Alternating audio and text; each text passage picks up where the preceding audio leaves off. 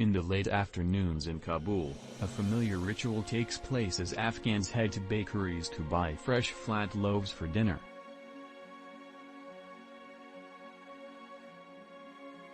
But since the Taliban seized power in Afghanistan last August, another ritual has emerged. Women in blue burqas settle in front of the city's upscale bakeries, silently waiting for charitable passersby to purchase bread for them.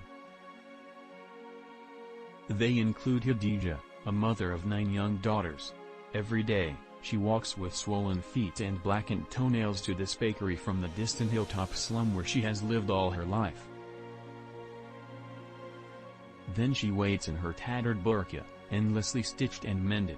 "My daughters cry from hunger," says Khadija, who, like other women interviewed, requests only her first name be used for the shame she feels begging. She guesses her age at about 30.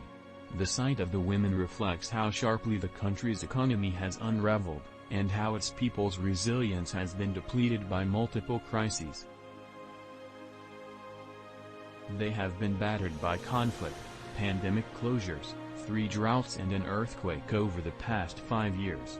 After the Taliban came to power, Western governments cut off the aid that propped up the Afghan government. Washington froze Afghanistan's central bank assets. The banking system largely seized up, preventing traders from easily importing or exporting goods. The number of Afghans needing food aid roughly doubled to 20 million people, about half the population.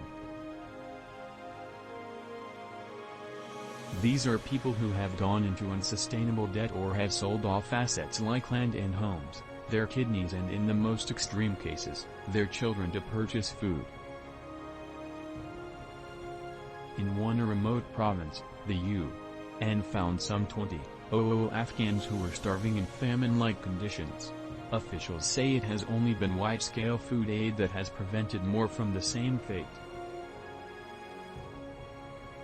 Yet even for humanitarian workers who were anticipating a crisis after the Taliban takeover, the speed at which Afghans descended into extreme hunger was still surprising, says Hsiao-Wei Lee, deputy director for the World Food Programme in Afghanistan.